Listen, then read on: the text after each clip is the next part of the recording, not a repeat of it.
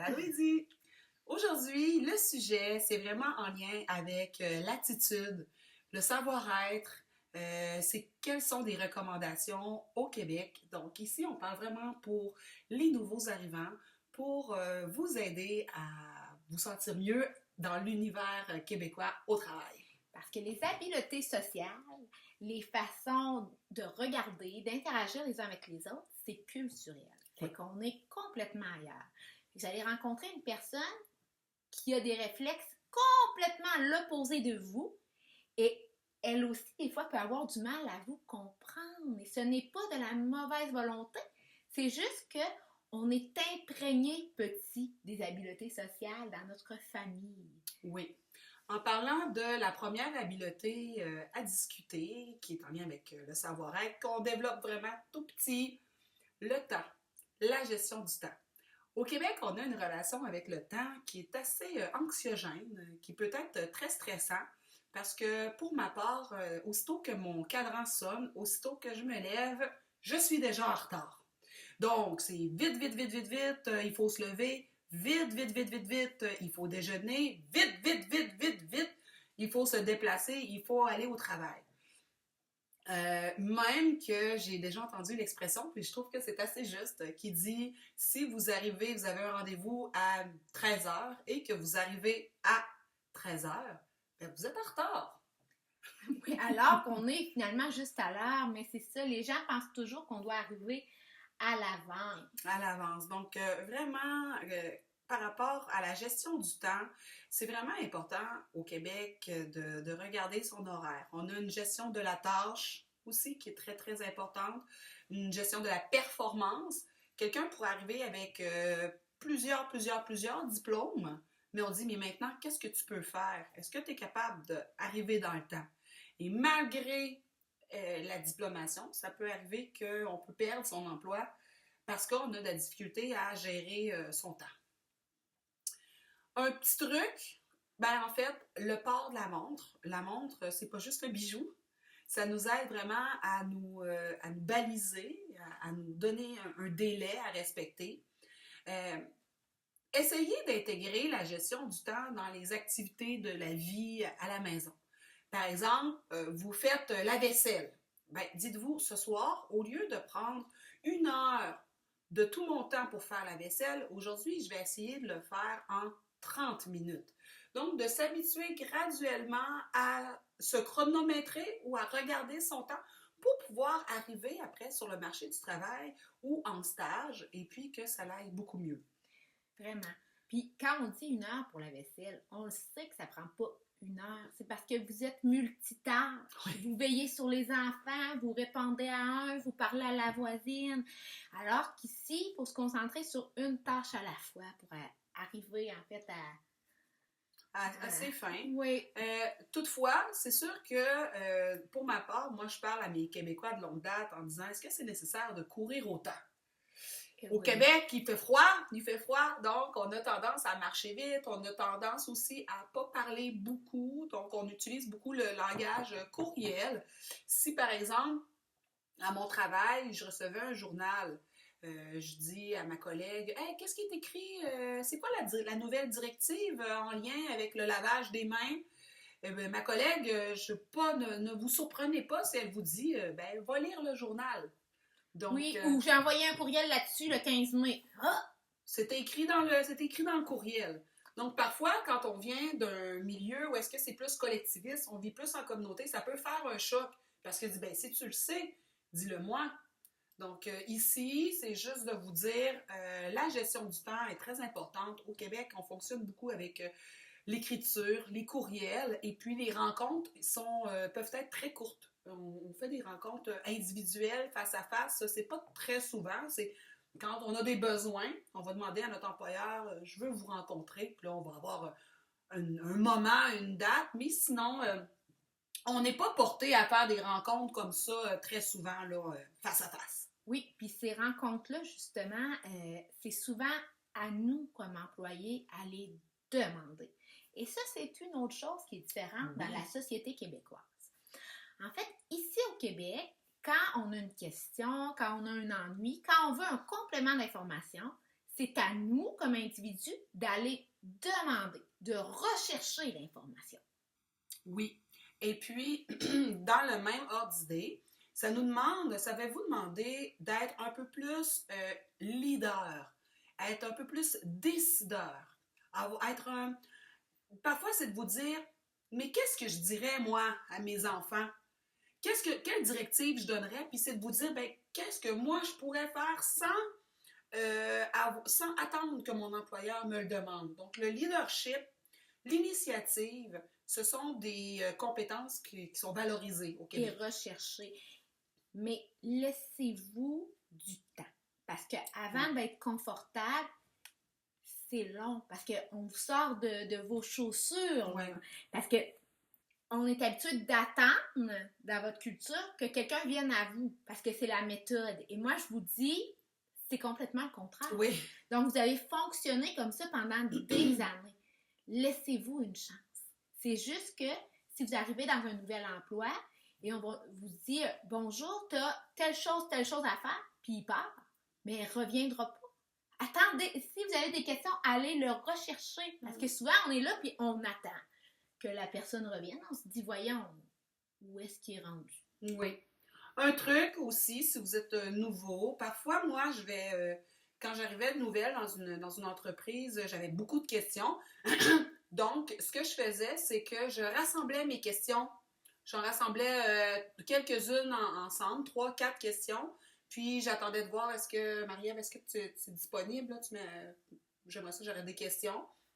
Et puis là, j'en profitais pour nommer plusieurs questions, plutôt que de arrêter Marie-Ève à chaque fois, parce qu'on se rappelle que le Québec, c'est une société de performance.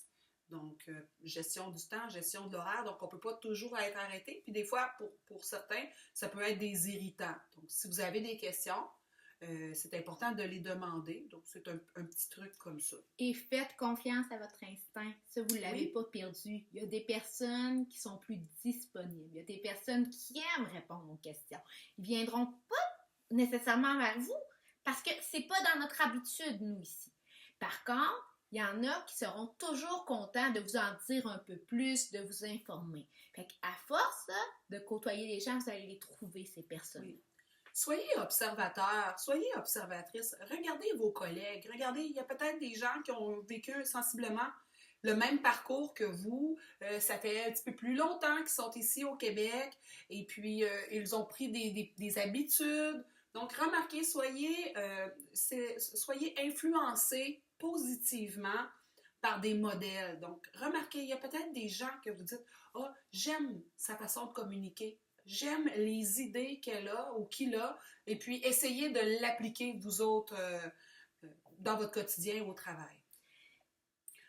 L'autre chose, c'est aussi en lien avec, dans les compétences du savoir-être, tout ce qui est en lien avec l'autonomie.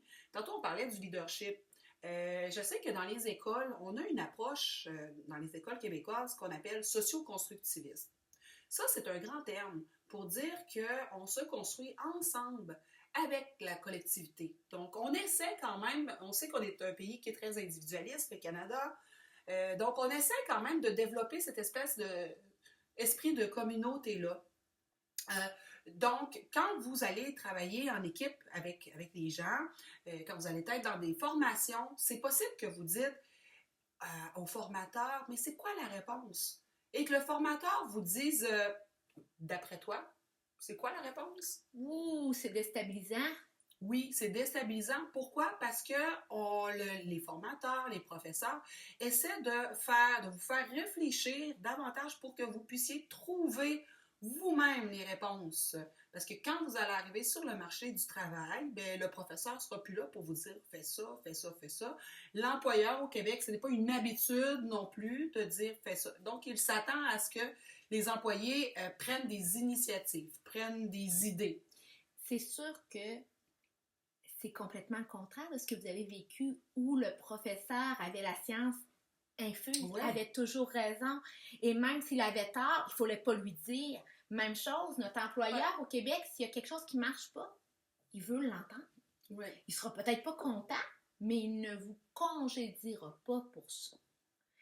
vous ne perdrez pas votre emploi pour dire cette machine-là, ça ne fonctionne pas, ou mon horaire, là, moi j'ai des enfants, est-ce que c'est possible de commencer à 4h15 au lieu de 3h30? Ils pourraient même vous adapter. Fait que des besoins que vous avez, des inquiétudes, ça ne veut pas dire qu'il va dire oui, mais vous avez tout à fait le droit de le demander. Oui. Alors, je sais que les efforts, c'est comme de vous demander de marcher sur les mains au début.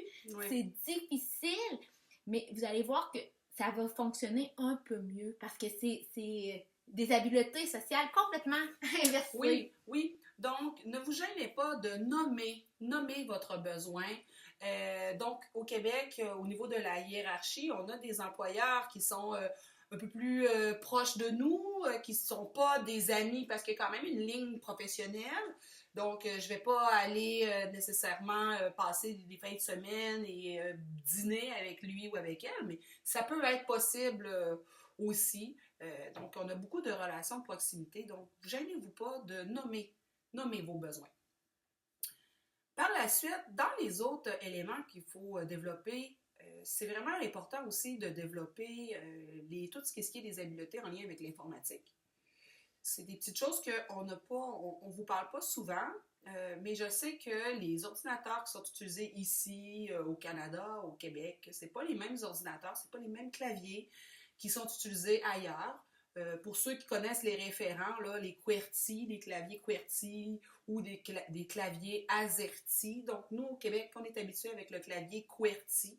QWERTY, ça veut dire que la première ligne des touches, vous allez voir, ça fait Q-W-E-R-T-Y, QWERTY. Tandis que les claviers qui sont européens, africains, c'est plus écrit AZERTY, A-Z-E-R-T-Y.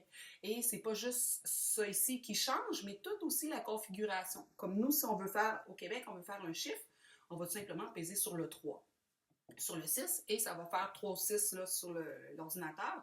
Tandis qu'ailleurs, il faut faire un shift, donc une fonction, plus faire le chiffre 3. Donc, c'est comme si vous me demandez de jouer du piano, mais avec un clavier où est-ce que Do, Ré, Mi, Fa, Sol, La, Si, Do est complètement tout inversé. Et là, tu me demandes de jazzer. Ouh, ça va être... Eh bien, c'est ça. C'est les appareils, la façon dont fonctionne la société, ça demande vraiment beaucoup d'adaptation. Et même si vous arrivez d'un processus où vous avez choisi de venir au Canada, ça demande tout de même pas mal d'adaptation. Fait qu'il faut se laisser le temps. Il faut accueillir les émotions. Pour les claviers d'ordinateur, une belle façon d'aller pratiquer gratuitement, c'est les bibliothèques. Les bibliothèques, particulièrement, moi je connais bien l'offre de la ville de Québec, de toutes les bibliothèques. Et puis, vraiment, ils offrent des ateliers multiniveaux. Donc, dépendamment de qu'est-ce que vous avez besoin, est-ce que vous êtes plus débutant, est-ce que vous êtes plus avancé, quelle plateforme aussi que vous avez comme ordinateur. Ils vous offrent des ateliers gratuits. Ça vaut vraiment la peine d'y aller, là. C'est très formateur. Dans les autres choses en lien avec les attitudes, en fait, on appelle ça des soft skills, là, donc les habiletés de savoir-être, plus au niveau de l'attitude.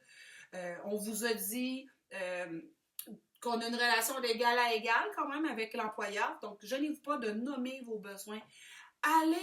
Essayez d'aller vers l'autre. Je sais que c'est pas toujours évident, mais si vous avez une occasion, vous savez que, bon, au travail, ils vont fêter l'Halloween. Au Québec, on fête l'Halloween.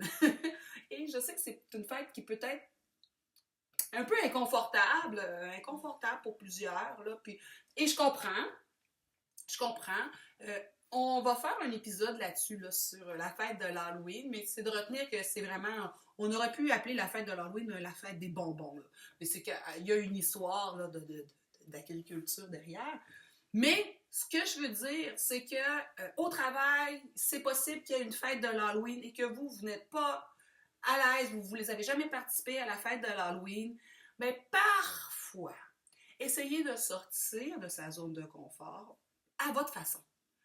À votre façon, puis d'aller. C'est une belle façon d'aller vers l'autre. La fête de l'Halloween, c'est un moment où est-ce qu'on se regarde. Le Québécois prend le temps un peu plus de se regarder, de se parler. On regarde nos voisins. Donc, même chose au travail. C'est peut-être des belles opportunités de rencontre. Sans nécessairement être obligé de se costumer ou d'adhérer.